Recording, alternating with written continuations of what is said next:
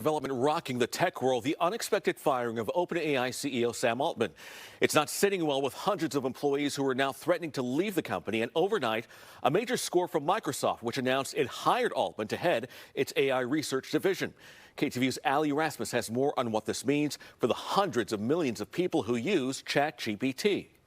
Part of why any of us should care is not because some billionaire white dude is working for another company. What matters is that this technology is about really the future of how many of us are going to interact with computers. San Francisco-based OpenAI is the artificial intelligence startup behind ChatGPT. The popular app launched just about a year ago and has hundreds of millions of users, from regular people to multi-million-dollar corporations. Its CEO and public face of the company, Sam Altman, was abruptly fired on Friday. The company's president, Greg Brockman, quit in solidarity with him, sending a shock of uncertainty through the tech sector. There's no question that a number of startups were building their technology on top of ChatGPT and OpenAI's technologies. So part of the question, of course, naturally becomes, well, what happens to all these people, right? And what happens to their futures? That question was answered at 12:30 this morning when it was announced Microsoft was hiring Altman and Brockman to lead a new artificial intelligence research division at that company.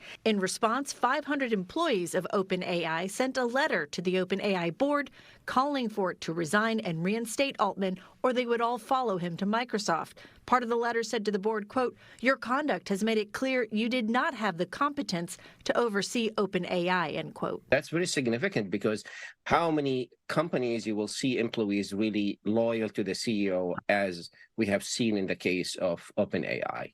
That means he's the leader. There is no way for the CEO, Sam Altman and the current board to exist at the same company. One of the questions still unanswered is why Altman was fired in the first place. The OpenAI board offered a statement over the weekend that said Altman was not transparent with them, but offered no other details. Imagine Steve Jobs being fired from Apple right before the iPhone comes out, or right after.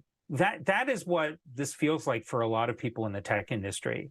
After 500 of the company's 700 employees threatened to leave, OpenAI's chief scientist, who is part of the board that fired Altman, said he regretted that decision.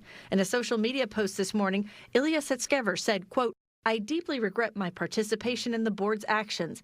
I never intended to harm OpenAI. I love everything we've built together, and I will do everything I can to reunite the company," end quote. Whether that's possible is not clear. Regardless of what happens, Microsoft may be the biggest beneficiary in the shakeup. Unless there's any other dramatic changes, OpenAI's leadership and possibly hundreds of its researchers and engineers will be working for that company based in Washington State instead of at OpenAI here in the Bay Area. Ali Rasmus, KTVU, Fox 2 News.